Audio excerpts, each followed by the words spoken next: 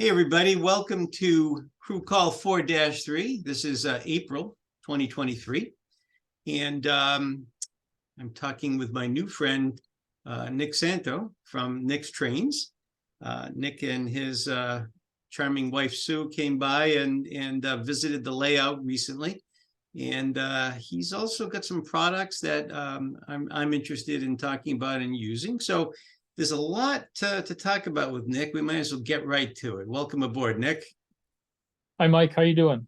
Sue and I really enjoyed the layout tour. We had a great time. You have a wonderful nice having you guys come over. You know, anytime somebody shows up, you never know if it's going to be a 10-minute visit or if the people are going to get it or not. But you guys seem, genuinely interested in what I was doing there, and you also gave me some very nice feedback at the end, which I very much appreciated. We'll get to the layout visit in a minute and how that even came to be a thing, but I guess maybe I have to start out by asking you some questions about Nixtrainz. And I found out a little bit about it when you visited, but it sounded like it was too interesting not to talk about on the podcast, and I didn't want to have it sound played by the time I talked with you about it again. So, like most people our age, I think we've had a varied background, and Nixtrainz wasn't always a thing, was it? That's correct. So how long have you been doing Nixtrainz? About 5 years now. Okay.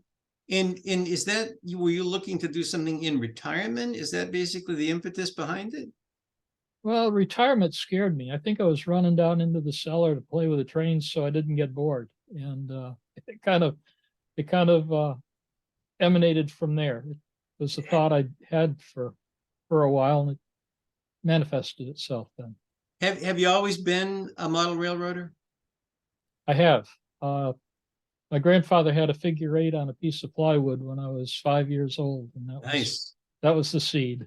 HO or O scale? It was an O scale. It was Marx at that time, and then it got bigger. Each Christmas, I got another layer, and the last layer, I looked at it and I'm not sure I can run this. This is way too complicated. Really? And that was a good life lesson. Didn't take long before I was running 2 trains at a time. The 2-handled Lionel transformer, and it just was a lot of fun. I can remember building, I think I followed the Kalmbach book, The HO Railroad That Grows. Remember that book? I think Lynn Westcott probably did that book, and I remember making terminal strips with my dad. He cut them out of masonite, and we put little screws we actually made our own terminal strips and made a control panel just like they had in the book. I mean, we're going back, I must have been single digits, and flipping toggles to run 2 trains on DC and all of that. And boy, we've come a long way technologically, in terms of all of this stuff. Absolutely. So your background in your non-Nixtrainz life was what? What did you do? I went to school and came out as a chemist, and accidentally bumped into a job in a chemistry lab. I was an environmental analytical chemist for 17 years, and we were right next to an airport.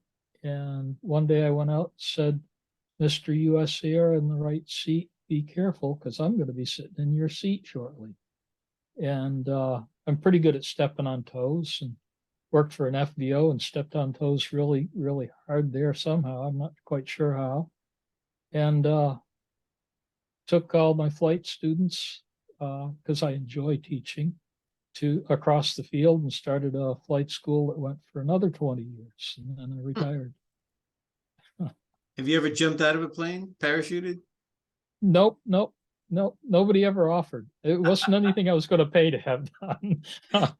When I was about maybe I was 18 or 19, there was a guy that I worked with, and he was all hot about potentially doing that. So he and I went over to a local airport where they had a little jump school like that, and we were going to sign it. We were sure we were going to do it, and we walked in there, and they said, yeah, just wait, we'll be right with you. So we sat down, and then two guys walked in, and they had all the gear and meters all over their arms, and they were talking, and we just listened to that for a while, and then I looked at my friend, and he looked at me, and without a word, we stood up and left.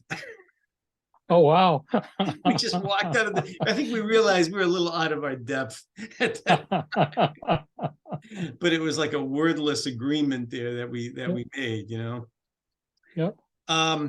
So did you continue to do model railroading all throughout your adult life here and there?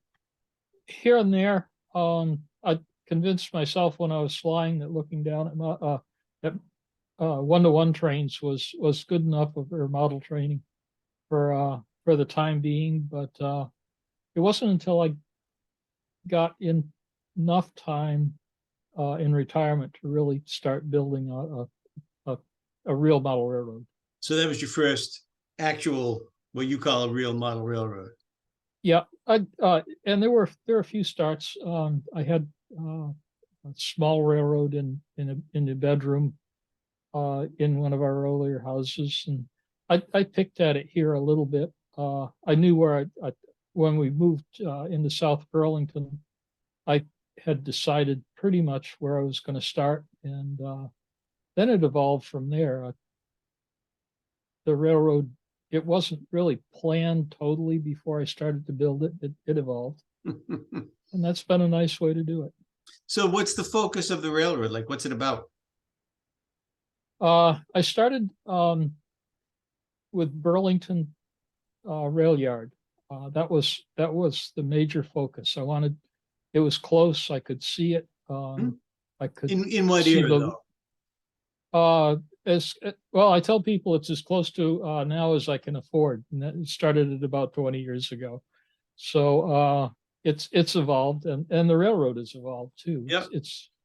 It's constantly changing. I had the fortunate circumstances of being able to work there a little bit and know the owner pretty well. And every once in a while, I'd go up and say, "Dave, you're costing me money again," because he'd be changing around the yard or doing something downtown that I'd have to move around or rework. It's nice to have that prototype connection, boy. It really scratches an itch, doesn't it?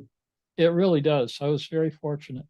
Yep. I had done a lot of rail fanning, especially in the 90s. That was kind of like my heyday for just getting out there and trying to experience everything, and that could turn down quite a bit when Conrail ended in the very late 90s there, and I just woke up one day and I thought, geez, I'm a period railroader now, period modeler.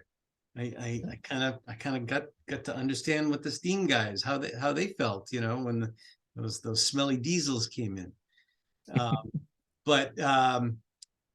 And what's interesting is at that point, like yourself, I was trying to keep up with all of the events of moving along in real time with Conrail, and I was getting more and more wide nose locomotives and getting more into intermodal and things like that, and honestly kind of liking it less, believe it or not. I think the more I got away from a classic manifest train, I was getting away from what I truly grew up with and ended up loving, so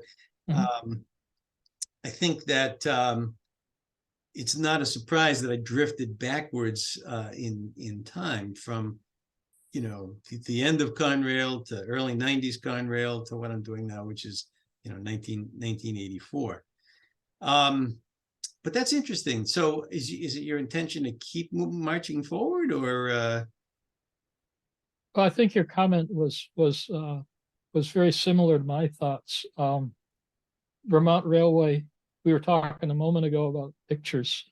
I think I have very detailed pictures of all the red locomotives that Vermont Railway had, and Yep. a couple of the Green Mountain ones.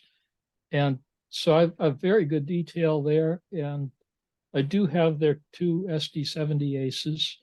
And I'm working on them right now. I'm bringing them up to where I want them to be. Mhm.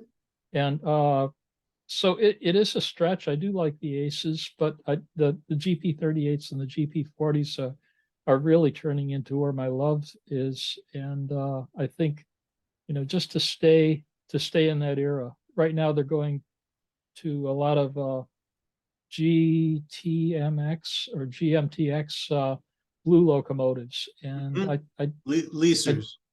leasers, yeah, and I kind of decided in my mind that nope, that's the end of You draw the where line I'm going. somewhere, right? Yeah, yeah, That's not the yeah. railroad you're modeling. It's a leasing company. It's true. It's true. It ends with an X, you know? Yeah, How long ago did they have the SW 1500 in red? Like, is that long gone? Long gone?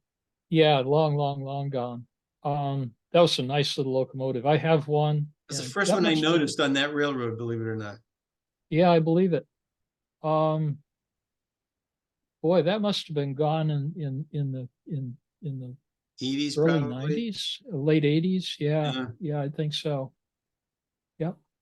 Although they still have 201, which was 201 and 202. 201 is still in Vermont Railway red, and that's a nice running locomotive. I actually, when I got to run that, I just had to smile because that was part of the history of the whole Hmm. railroad. And the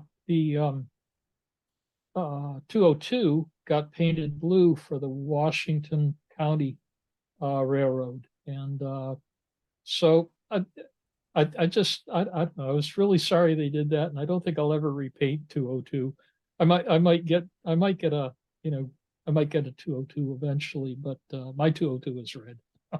Well, with our layouts, we're masters of our domain, right? It should be the way you want it. Even as Yeah, a prototype modeler, sometimes I'll make a command decision and go, yeah, we're not doing yeah, that. yeah, And in yeah, fact, I've probably broken a couple of my own rules, much to the chagrin of some of my cohorts, that run with me. And I just say, well, it's important to me, and I'm doing it. yeah, yeah. So is that part of your railroad that I see behind you there?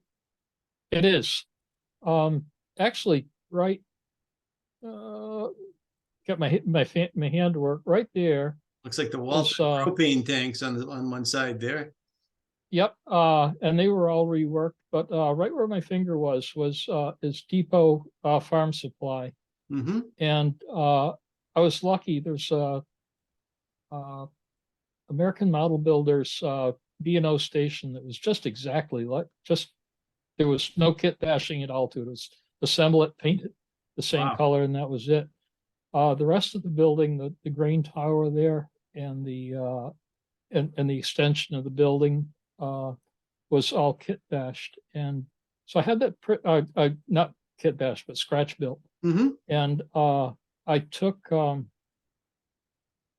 copy of Model Railroader one day, and Tony Custer had been on a trip through New England, and he shot that building, and so not on my railroad, but the real thing. And Mm-hmm. I just about fell over that. We both had the same idea at the same time. It was kind of a Well, it's probably a signature very building. photogenic, modelable structure, right? Well, it wasn't an easy structure to build, but very photogenic. Yeah. Grain elevators and facilities usually aren't easy and straightforward to build. But I think for me anyway, it's part of the charm of it. It's like building a resin kit or something. It's not something you see people doing every day. And I don't know. I'm getting ready. I just ordered some materials and I'm getting ready to do my final grain mill on Mhm. the layout, which is in that. I remember I showed you the former oil tank room where you go through the foundation wall. Yeah, I don't know if it was your visit or not, but all of a sudden I'm hot to get working on that area. And that's great. as I'm ordering some things for it, I thought, wow, this is probably the last grain elevator I'm going to build because this is the last section of layout to build. Something that Yeah. would have been inconceivable to say 10 years ago. So fortunately, I'm enjoying running the railroad, and it's not like my wife worries that I'm going to run out of fun things to do. So you had your business career, like so many of us do, and you retired, and all of a sudden there's this Nick Santo that I need to know all about. I know that one day in my mailbox, a Decoder buddy showed up that you sent me to try out. And we probably had some prior correspondence on that. I actually can't even remember. But maybe you could talk a little bit about what led to that. When I first got into this phase of model railroading, I was in a small place. There was an engineer from a educated engineer, not that railroad engineers aren't educated, but different kind of engineer.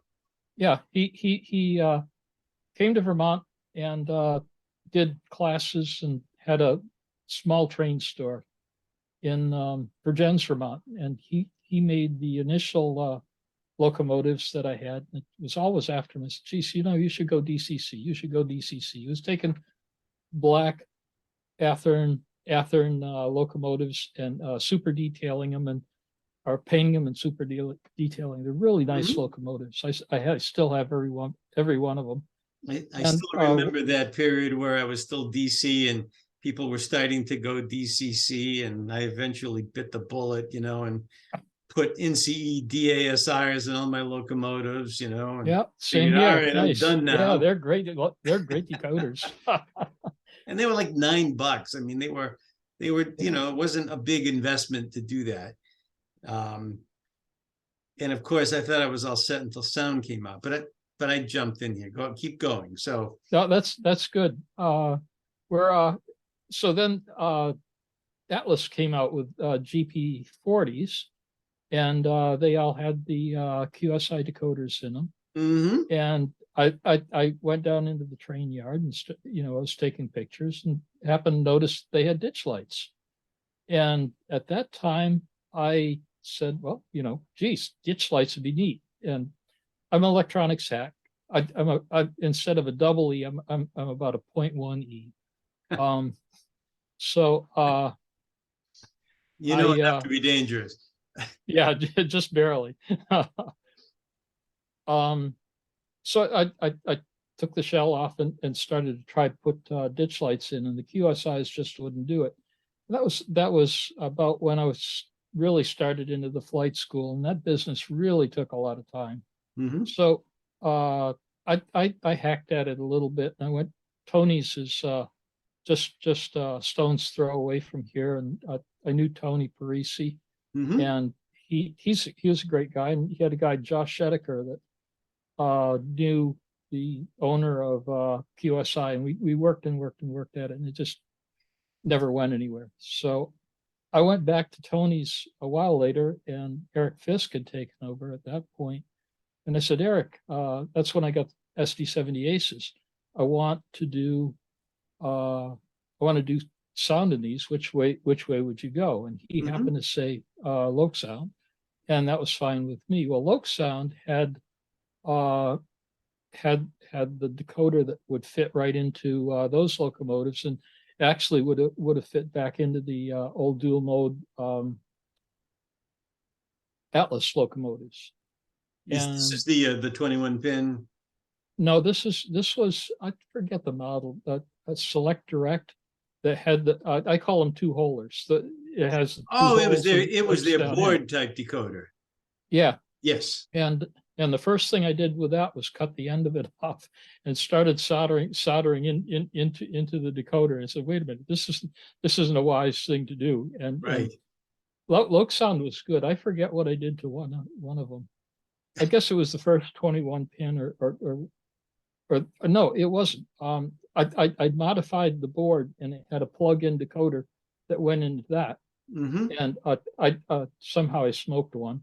And so I sent the other part back, and I said, listen, you don't want to see the board I'm plugging into. I know I'm not I know I'm not making smoke with that board. I think it was the decoder. So they sent me a new decoder. They've always been very good about Yep. replacing, as Soundtrack says too. I don't want to go in any particular direction there. So anyway, I started to work with the 21 pin decoder next. And that's where the development process of the board came in. I like their idea of the select direct board with the plug-in decoder.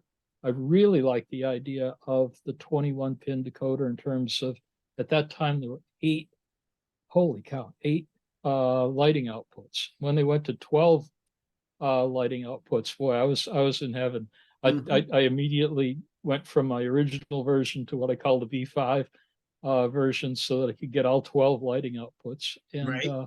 That was really the thrust of the whole thing. The frustration was not being able to get the lighting functions. The sound functions were all good, even on the QSI. The QSI had pretty good sound, and it was stereo, and it was good, and its motor control wasn't bad. There was, if you can call it control, there was their computer control to change things around inside was, when you come out with a 230 page book, and no, that's not how to teach people how to Right. how to So use your I'll pause you decoders. for a minute and give you my experience with early decoders like that. Seemed like pretty much once I'd gotten everything, non-sounded DCC, my buddies like Confalone and some other guys were putting sound in, and also Tony K was very influential with promoting sound too. He used to say in the early days, no sound, no layout. I mean, he was that much of a sound proponent, Wow. And I was experiencing it on other people's layouts, and I'm thinking, boy, here we go again, and eventually, I think I want to say it was probably Atlas B23-7s came with the QSI sound decoder. That was probably the first sound equipped engine that I purchased. And honestly, I remember putting it on the layout, and of course it was like top volume, like just blaring. And to me, it sounded like a giant Norelco shaver. I just thought, oh, really? That's what that should sound like. And some of those QSI boards, as I recall, that you had the ability to swap the chip, as I recall, and they had better GE recordings, and I ordered a different chip and popped it in from some other line of theirs, and it was much better sound, But then Confalone started using Tsunamis, and to my ears, the Tsunami was a big upgrade across the board on many of those recordings. In fact, Mike C even worked with Tsunami to arrange some recordings done on real locomotives up there. In fact, I forget what railroad it was. Might have been in Vermont, or it might have been in New Hampshire. I just don't remember. But that GP38 recording that he did with Soundtracks is still one of the better, GP38 recordings that I've still heard.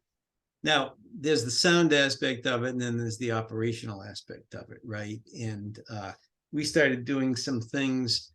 We developed a way with Tsunamis to do what we called straight to 8, where we could go right to run 8 in sound wise, but not have to do it with speed. We were fooling around with the fact that the speed of the loco and the RPM of the engine didn't always track exactly. We knew what we wanted to get. I think we even had a way to get coast out of it, where you could drop to idle but not drop your speed. Going way back here now, I'm trying to remember everything that we did. Confalone was always doing fiendish experiments in the basement there, But I was going down to Cocoa Beach one day for the meet down there. And Mike said, you should look up this guy, Matt Herman, down there. He's doing some interesting things with Loke Sound. I said, Loc Sound, what's that? You know, and he filled me in on that. So make a long story short, because at that point I had started my install business, you know, and I was doing a lot of stuff with soundtracks, and I was a direct soundtracks, you know, dealer. And I met up with Matt down in Cocoa Beach, and we hit it off and ended up, you know, becoming fast friends, really. And he was instrumental in getting me to understand the complexities of Loc Sound and programming and using their programmer and the software. But because of the relationship, we had a lot of feedback going back to them. And basically, we worked with Loc Sound to develop the whole Full Throttle thing. In fact, Confalone came up with that name. But we did all kinds of experimenting on my layout and Confalone's layout, testing these features. And you know what's in there today came out of the us browbeating them to include these features, you know, in the decoder. I mean, I don't know if we'll ever have that kind of input with a manufacturer ever again, you know, but it came right at the right time, you know, and of course now I'm in the business of yanking out tsunamis and putting in Loc Sound decoders, you know. And all of that stuff is hardwired. Like if you take a DASR out of a locomotive and you want to put another decoder in it, you're either using a, you know, I think I put, you know, tsunamis in at that time, and they were kind of the same form factor, but a lot of the installs that I did after the fact were just hardwired, regular eight pin connector selects, where you lop off the connector and hardwire everything. Also cutting over from bulbs to LEDs, you know, at the same time. And I think everybody was going through the same thing. They're buying factory locomotives with Loc Sound decoders in them. They like the way they sounded. They want their other engines, you know, to look and sound, to run and sound, you know, the same way. So I did a lot of business bringing people's other fleets, earlier fleets, you know, up to the standard of what else they were buying. So that's probably around the same time period where you're looking at doing some things with this, and now you're thinking, boy, if I only had a way to, hence the decoder buddy, right? Yep. Yeah. That the 21 pin decoder, actually at that time I was not an MRA member, and only just saw the Loc Sound 21 pin decoder and developed got the plug that I needed and went out to the places I needed. And I had it pretty much designed before I saw the NMRA spec for the situation. Oh, and how did it differ? Actually, it was one on top of the other. I just, they said don't put anything under the decoder, so I didn't have anything under the decoder because it's just good electronics. If Sure. two things touch, then it shorts, you're Right. out of Schlitz. Yeah. So and the rest was just putting pins on it that I wanted. So it essentially, how do you go from having an idea to making production boards like that? Maybe you can talk about that a little bit. that was actually that's where I could have shown you some pictures. I took the You can Loc toss some things Sound up on the podcast group later. People can go on there and see whatever pictures you're going to post subsequent to this. Thanks, I will. Loc Sound had a 21 pin decoder holder, and it just had the lines coming out for all the different parts. Right. And I said, wow, that's great. But when I put it in my narrow bodied GP 38s, it was too wide. So I said, well, that's Really? that's a showstopper right there. Sure. And the second thing was, so I shaved it off and worked on that a little bit. And the next thing was, I hadn't realized the difference between power and logic. Power is 12 volts and logic is 5 volts. So, and it doesn't necessarily come out out of the decoder as 5 volts. Depends upon how you set the decoder up itself. So, I went through and I made, I cut the traces and I put resistors on so I could take the 4 12 volt power outputs. and not burn out LEDs, but the rest of them wouldn't work. So that was a head scratcher. I had to work through that and figure out how to, as Lokesound would say, amplify the signal. And that's So this was a single layer board, I take it. it is a single layer board. Mm-hmm. And so after I figured out how to amplify the signal, everything came out as 12 volts. I decided on 2.2K resistors, just like Lokesound had. Mm-hmm. And then Jeff Bunza was talking about Osh Park out in Oregon making purple boards.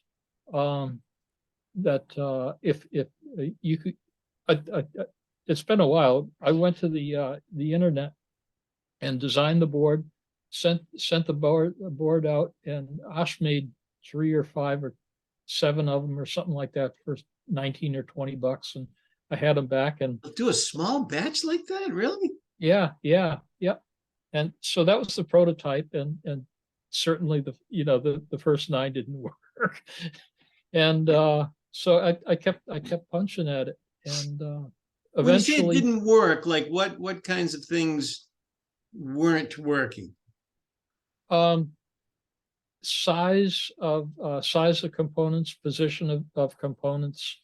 The electronics were all there. It was just a matter of getting everything lined up to where I needed it, and just mistakes get made when you're on your own. I try to do stuff right the first time, but Right. doesn't You're not always like happen. an experienced electronic circuit designer.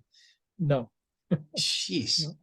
Yeah. That's really interesting that somebody with no background in that can go from idea to prototyping to eventually have it evolve into a viable product. Yeah. I'll tell you a quick side story. After I got it to where I did like it, and I did have a prototype that worked, I went to Eric Fisk and I said, "Who are you using to make your boards?" And he told me. And so I took a deep breath and said, "Let's try 1,000." And because it was working well for me and I liked it. Sure. So I had a guy make 1,000 for me. And they came back in, and you know how it's a 2-part board. You have the motherboard with the little small connector board. And I turned one upside down, and the small connector board fell off. Uh-oh. Yeah, that was definitely an oh. And it was just before we were going to leave on our fall departure for sunnier climates. And so what do you do at that point? Sweat. I was sweating blood at that point. It's probably not happened? $100 worth of product. And No. You've got an investment here. Yeah. The small connector board was too thick, and when the pins go up into the connector, the connections are at the top of the pin. When you put a 21 pin connector board on a motherboard, the connection, the pins go up to the top of that to connect. Mm-hmm. So that was the problem. So I needed 1,000 new connectors and 1,000 new boards. And I said, well, let's go with 2,000 connectors, and we'll see what happens with the boards. And then so I designed my own boards with the right thickness of printed circuit boards, so that mechanically it would fit, and sent off to China. Well, I forget how I received them. They finally came back from China, and so I had to hand solder the 10 pin connectors onto 1,000 of them. Well, yeah, that took a little time. And you think? Yeah. You didn't do it all at once, obviously. No. How many at a time could you stand doing? Well, I set up a jig so I could do six at a small time. I'd sit there for an hour and probably knock out, I don't know, 30, 40, 50, 60, something like that. Yeah. It's not the ideal hourly rate, right? No. But I don't mind. As a matter of fact, just last week, I got myself into a situation where where I back ordered a big amount of V5B boards, Mhm. and we had some of them fall off in the machine, and the guy that does them now assembles the Chinese parts is out in Arizona, and he had sometimes parts fall off or the end of a reel of parts. So he had connectors and boards. So just last week I was trying to catch up with for my small customers enough boards. So I was soldering 14-pin connectors onto small connector boards to keep up with the small time demand. That I can't get up with a backlog. I mean, but by any definition, this product has been a big success. It's been amazing. Somebody said, Nick, you're just catching your stride right now, and it kind of took me back, and it's incredible to me that. So have there been basically two major iterations? Because you had sent me one to try out, and then you sent me an upgraded one, and I don't remember exactly what the differences were between them. I'm sure it was in the little lighting daughter board, I think you said, but we can talk about that a little bit. Sure. The original had eight outputs, 8 identical outputs with resistors, so that you can just add an LED with 2 wires, no resistors or anything, just soldered on the board. Yep. The second iteration has 12, which met with Lokesound's upgrade to 12 lighting outputs. Right. And the first iteration still needs an easy way to get to the third wire of a power pack, a Lokesound Stay Alive. Mm-hmm. The difference between a V5 and a V5B, and they're all V5Bs going out now, is that it has 3 discrete pads for the 3-wire power pack. Yes. Gotcha. And then along the way, I had people with small locomotives and small steam locomotives say, doesn't have to be that big. All I need is 2 headlights, and that's it for the most part. And a couple and the 3 wires for the Stay Alive. And I gave him 2 extra wires. And not every diesel has ditch lights, right? So it's true. It's true. So I have what I call the mini version, and then to keep up with the 2, I call them the 2 big gorillas in the ring, lovingly and carefully, because I feel like I'm walking between 2 dancing gorillas at times.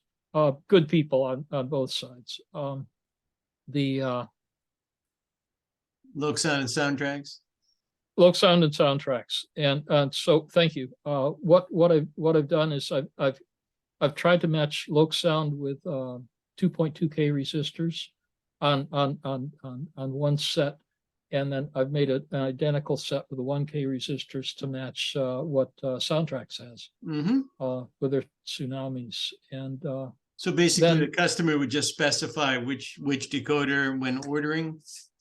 Yes, yeah, that's on the website, and also in at Yankee Dabbler and Tony's and Streamline Backshop and all the web dealers, and actually right now I've got a couple one distributor and a second major U.S. distributor just courting me, and I'm going to have to put barcodes on all my labels so that I can scan them, and it's going that direction. The other thing, Mike, is what I've looked at is when you put headlights in, some people say, Nick, boy, those headlights are awful dim. I want what's the smallest resistor you can put on? And I say, well, about the smallest resistor I'd put on an LED is 750 ohm resistor with 12 volts, and that way you got about as bright as you can get, and it'll probably last your age and my age together, but no guarantees. And so I can do that, but then they want ground lights and step lights and all that, and that's way too bright for those. Right. So what I'll do for you is I'll put 4 47K, 22K, 100K resistors on those outputs, and make custom boards for what you want for your lighting situation. And where that makes a difference is not so much when you're just running around the layout looking at it with our old analog eyes here, but when you're looking at it with a digital camera, you watch and the lights are blinking. The headlights are blinking, or the ditch lights are blinking, or the ground lights or whatever are blinking. That's because it's just like a propeller. When you're taking a picture out through an airplane, it's catching it in segments. It's catching it here, here, here, here through its cycle. So it looks like it's stop motion. So if you're into video of your model trains, then you'd want to consider using different resistors for the outputs for the LEDs. Interesting. Very interesting. So you have what, 3 SKUs at this time?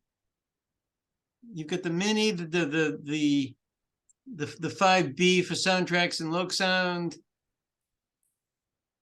Yeah, the V5, I'm about ready to come out with a 1K, the Mini in 1K, 2.2K, and what I call a 0 ohm, and that's for the guys who just really want to keep those incandescent bulbs on board. And I can understand that if it's way in front of a boiler, and you've got to pull a light out there, you're probably better off putting a decoder on a 12-volt output and a big resistor on that. Now, let me get into that just a little bit. Why I say a big resistor is if you use a little 1/4 watt resistor, say a 200 ohm resistor, and then you go in and you grab that resistor and it's been running for a couple seconds, you're going to have 2 welts. Yeah. So use a half watt instead.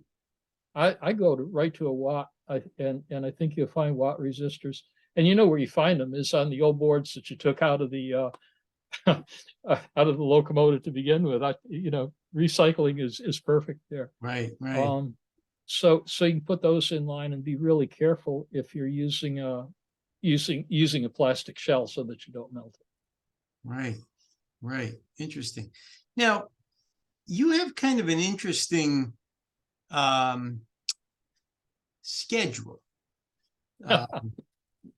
Most companies would have, a place of business where they do business, and that's where they're shipping out of.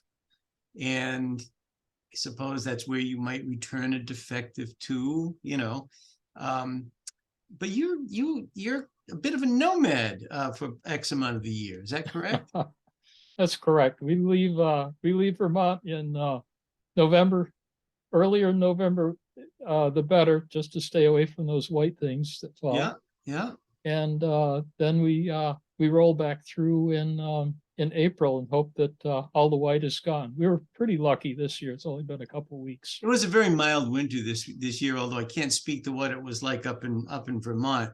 But I only plowed once all year, which is kind of unprecedented, actually. That's nice. Yeah. And in retrospect, if I didn't have somebody coming by that day and I had just waited a day, I would have just let it melt. I mean, really. Yeah. But you have a camper? I mean, a motorhome? Yeah. We have an older Winnebago, and we you have a trailer with a car? I mean, do you tow a car around, or is it just? Yeah. Okay. Like a spare tire, and it's nice to park and plug it all in and be able to drive away to the post office if I need to. Yeah. Right. And how do you decide where you're going and how long you're there? We have developed. We started out parking lot to parking lot to parking lot, and that went good for the first year when we were figuring out what America looked like. In the second year, it got a little bit dry, especially in the western part of Texas. and Arizona. And so I got a little bit of grief from the chief dispatcher. She said that she was getting bored with this, And so I said, well, it'd be really neat to meet some model railroaders. I know there's some really neat railroads around. I know there's some other people. And So can I pause you for a sec? 'Cause I want to make sure I yeah, understood something right. You would literally go to a parking lot? yep. And boy, things have changed. Yeah, really. We go from Planet Fitness to Planet Fitness to Planet Fitness. And I go in and say, hey, do you mind if I'd stay in your parking lot? I'm going to run around in circles tomorrow morning in your gym, and then we'll disappear forever. And that worked really great. Wow. For a long Use time. the locker room, shower up. Yep. Yep. And off we go. Wow. That worked great for a number of years. And This is in a a test pinch, of a marriage, being in a Winnebago for 9 months or whatever it is. Yep, yep, yep, yep. That is tight quarters on occasions. Hmm. Um, So you decided you were so going to start visiting model railroads wherever possible. yep. And just a quick one. We discovered this year, we stopped to see Scott Lister down in Greenville, South Carolina, and pulled our car off and went away with Scott for a day. And just on the way out, and he had a nice place to park. I was just being a little bit lazy and wanted more to get the day on. We came back and he said, "Where's your car?" And I called the police, and they said, I said, I'm looking for a black Toyota Corolla. And they said, "Oh yeah, with green plates, and it's not stolen." We towed it, got towed today. Why did they So tow it?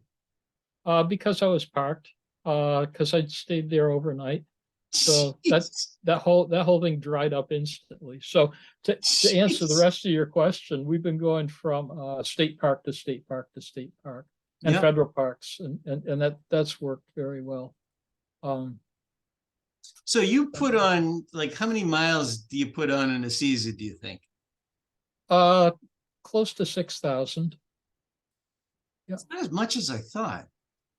No, no. Well, we're only going from Vermont to Texas. Now around Houston, we got out to Austin this year. And Oh, so you're not roaming the whole country no, unless you're going to and from. right, I right. got you. And it's been kind of a standard trip from here to our aircraft mechanic of the past lives in Hickory, North Carolina. I have a a high school buddy in Atlanta. Mhm. And then we meander on through Mandeville, which is north of Lake Pontchartrain in Louisiana, Yep. down into we have a bunch of good friends in southeast Texas around Beaumont, and so we spend a lot of time in Lumberton. There's a nice state park there. Texas state parks are superb. It's really nice. Fascinating. So the reason I brought all that up is you carry your business around with you. Yep. So you're Yep. literally shipping out from wherever the heck you happen to be. Yep. Yep. Yep. Which, welcome to the internet, right? Yeah. Yeah. Well, welcome to the internet for this whole thing. I could never imagine this business going with the magazines of 30 years ago, too. Right. Yeah. Right. You couldn't do it. So literally you could be shipping out from South Carolina or Beaumont, Texas, or anywhere in between that you happen to be. Yeah, you would have smiled at one of the post offices. Sometimes they're so small. You say, "Can I have a receipt for your scan?" And the lady behind the counter will say, "No, but I can scan it for you. You can watch me scan it." And it's a one-room post office. It isn't much bigger than this area behind me. Jeez. You would think they'd have the same technology in every post office. Pretty much, but not necessarily a nice printer. Wow, you take a picture of it with your phone or something. Yeah, yeah, or it, just to watch or scan it is fine. Yeah. Yeah. How many And layouts do you think you visited? oh, it's got to be into the tens, uh, probably 10 a year. Some are revisits. Yeah. Um, there's there was a good run this year. Just more and more on the way up through. What if you read Model Railroad Hobbyist, one of the ones that stuck in my mind, aside for yours, and I was very impressed with yours, Mike, Oh, thank you. was Greg Wiggins does a Rutland yard, which kind of lit me up because when I was a kid, Rutland was only 56 miles to the north, and now it's only 60 miles to the south. So I'm apt to be, I'm apt to go through there, and we certainly went through there when I visited my parents. Mm-hmm. And the pictures from way back when they had cement guardrail posts that were painted white and black. Oh, I remember those. Yeah. Yeah, yeah, Yeah. yeah. Well, that's his era. It's transition era, and My buddy Jim Dufour was making those out of little pieces of wood, I think. I'll bet. So his railroad was a standout. Um, Dave Abley's the Onondaga Cutoff. Yeah. Um, I'm on his Facebook group. He's a kindred spirit, I think. Yep, yep. And oh, Bill Chapin is got a nice one going in New Jersey now. He's just starting his. And the nice thing is, it's kind of a broad spectrum of railroads that I see. I see very mature railroads like yours, and I see plywood. You think mine is very mature, greens. really? That's interesting. I do. Yeah. Yeah, I do. I think of it as a wet behind the ears adolescent, actually. But I'd say it's very mature. Yeah. I think that's part of the conscious decision I made to get as much of it presentable as possible without really finishing much of anything. So I guess as I started to get more and more of it like that, and as I was running trains on it, I found that the plywood sections of it were boring me a lot. You know what I mean? So it became an incentive to get most of it going there. And I figure, you know what, I'll do all the heavy lifting before I get too old to want to be, underneath the layout, connecting feeders on my little creeper seat that I've got. Because you can always go back and add. There's a lot of shrubbery I need to do, a lot of weed material and things like that, and a lot of detailing of individual scenes with, forklifts and hand trucks and crates and, all of the stuff you see in any industrial kind of a scene. It's pretty sparse, I think, when it comes to that kind of thing. And I've got, boxes of that stuff just waiting, but I just haven't been able to bring myself to do too much of that when you've got these big gaping holes, that you're trying to fill. Current focus, I think, is to try to finish that roundhouse that you saw, probably just the base of it with the pits in place, and then the area on the other side of the swing gate, which has just been a debris field for years, and it's just kind of an eyesore in the midst of two, one side that's finished and the other side that's about to be finished. And I said, I've got to do this. So really, I went to the floral supply place and picked up a big, SUV full of more green florist foam on Thursday. And I have a very large order of evergreen styrene coming in that will definitely last me the rest of my days. But it'll be everything I need to finish the roundhouse, and also build a lot of industrial buildings that are going to go into that little former oil tank room that we were talking about earlier.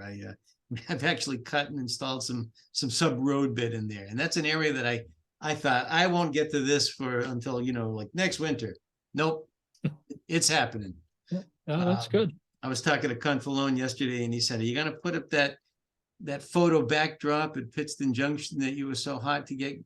And I said, yeah, I was hot to get it, in December, because I thought that was going to be my winter project. But I said, I blame you, because you said, what are you doing with why don't you finish the end of Pittston Yard? And I thought, he's got a point. He's got a point, because that was becoming a little locomotive filled, debris field as well, so I just thought, you know what, I am going to finish this section and move across the peninsula so I have a finished backdrop to that, on the other side. And that's all going to be happening, I think, in the next, over the next couple of 3 months. That's great. Now, on your layout, where do you have like unfinished sections yet to build, or where are you with it? I've got most of the structures done, if not all the structures done. I'd like to build a roundhouse, but that's going to be an add-on module. So I'd say pretty much all the structures are done. All the plywood is painted. All the contour is taken care of. Nice. The next step will be to add static grass or whatever. So all the tracks in on through the trees. Oh yeah, the track is good and it runs very well. And most of the cars are taken care of. Do you have a favorite thing in model railroading? Because the one thing that you love more than anything else? I like it all a lot, but I think I gyrate more toward the electronics part for sure. And I like building, and I like scratch building. And I haven't done anything on weathering cars yet. That's still a reach out for me. And I've got to sit down sometime, and Sue's hot to do trees and scenery. So sit down with her and spend some evenings if you guys making want trees. a tree making lesson, I can show you everything you need to know about making trees in 20 minutes. That's great. And my fee will be, you got to make some trees and not walk out with them. That'll be fine. As long as I can get the materials, that's a whole other conversation. I would say for me, what I like most about model railroading as a hobby is that I tend to have diverse interests. And, I can blow hot and cold on any one of them at any given time. I kind of go with what my passion is at that moment, and then go all in on that. And I can't think of another hobby offhand that is so diverse as model railroading. It scratches my carpentry like that I have, and the art side of it and the engineering side of it. I mean, just you name it. There's always something interesting to do for me in model railroading. I wonder sometimes if, when there's no more unbuilt section of the layout, will I still be able to say that? Almost by definition, not, right? But fortunately, I enjoy operation and detailing. And you can always work on freight cars. I mean, there's locomotives. There's always something like that to continue to do, as long as your eyesight holds out. So I'm not looking for the next hobby to replace this one. Let's put it that way. Yeah, what I said to myself too was, if you were to come in and knock on my door, in 15 minutes, and say, "Hey Nick, can I see your model railroad?" I'd jump for joy. Yep, come on, let's go.